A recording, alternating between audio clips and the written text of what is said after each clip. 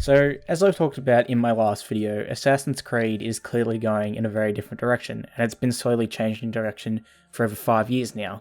But Valhalla, nevertheless, is a game I'm very excited for, with Ashraf Ismail and Darby McDevitt returning to make something that aims to please old fans like me and huge new fans of Odyssey and Origins. As I've talked about as well in the past, I heavily disliked Odyssey, was a huge fan of Origins, and this game actually appears to be going more in the direction that Origins was rather than what Odyssey was aiming for in its last game.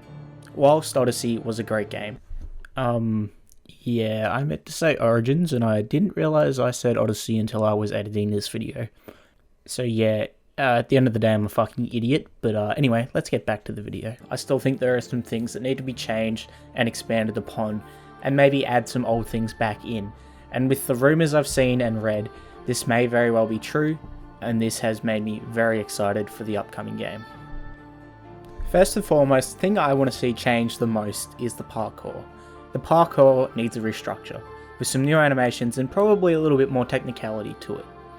Origins had a great parkour system, and Odyssey was very much the same, except for some stupid fucking reason you could throw yourself off a fucking cliff and not die, but it was extremely simple in both games.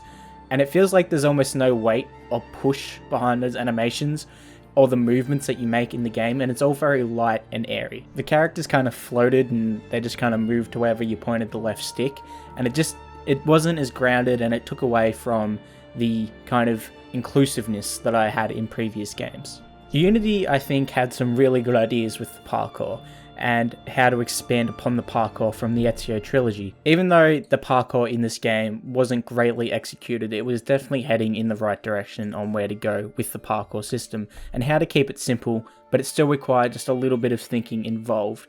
And there was also that risk factor involved when you were doing the parkour moves or climbing. And I know the animations in Unity weren't great, and there was definitely some issues with the transitions between animations in Unity, but it was definitely heading in the right direction, and they had the right idea. It just wasn't executed very well at all. But having that kind of risk factor involved adds a little bit more of a grounded feeling within that game, something that was obviously removed from Odyssey with, as I said before, you couldn't take fall damage, and Syndicate, where you couldn't actually throw yourself off the fucking roof, and you had a silly fucking rope launcher for some reason, which essentially removed parkour altogether from Syndicate. Valhalla does, however, appear to be going for a more grounded approach, and Darby McDevitt and Ashraf Ismail have stated this in interviews, that this game is a little bit more grounded and a bit more respectful of kind of the heritage of the Vikings. So as such, I trust the parkour will in some way represent that, I guess, but with the same engine probably being used, I don't expect massive changes to occur just yet in the parkour. It'll probably be an improved version of what we saw in Odyssey and Origins, but until we get a new engine, which probably won't come around until they fully embrace next-gen consoles like they did with Unity, I don't think we're going to see a completely revamped parkour system for at least another year or two. Something that's been missing from recent titles and was one of the staples of the Assassin's Creed series was social stealth. It was what made the blade in the crowd. It's one of those many unique mechanics that really made the original Assassin's Creed stand out from the rest of the games at the time. But it's recently been missing from some of the more recent titles. However, from what I've read, it may very well seem that social stealth is making a comeback. To what extent though, I am unsure of. But I think if given the ability to blend in a crowd, or simply just disappear on a bench and watch the guards run past you, would make for some great immersion and bring back one of the main elements of Assassin's Creed that's recently been missing. If everything is true and social stealth is making a return, even if it is a small, kind of little sample of social stealth, it really does show how more Assassin's Creed focused this game could be, and most likely will be. So obviously the more recent games have gone for an RPG kind of style of game, but now with Valhalla straying a little further away from the RPG mechanics and going for something a little bit more grounded and a little bit of a cross between classic Assassin's Creed and RPG, I'd love to see the one-shot assassinations make a return with the Hidden Blade. Something that's, again, obviously been missing from past titles, much like social stealth. But from reading about how they're moving away from a leveling system, I'd love to see this feature make a return. Assassinations would be great to see again. However, I know with other Ubisoft titles, albeit not a great one, Ghost Recon had one-shot headshots, and that game, on release, had a leveling system. So it's pretty likely we could see this mechanic return. And if social stealth is making a comeback as well, I think these two old school mechanics would go hand in hand with one another and create that feeling of being a blade in the crowd once again. This is a big thing. I know to some people it may not seem like a big thing, but by being to just simply take out your target with your hidden blade in less than a second is so satisfying, and it really adds more immersion to the game, and it feels like you are an assassin. And if they also decide to go this direction, it will just help complement that more grounded approach that they want to go with this game. Now, something that I think that needs to kind of be reduced from the game rather than added is the naval gameplay. Yes, I know we still will have naval in this game, it's been confirmed with the longboat, but I really hope it's more like Origins and it's a little bit more relaxed and not as strong and overbearing of a mechanic like it was in Odyssey.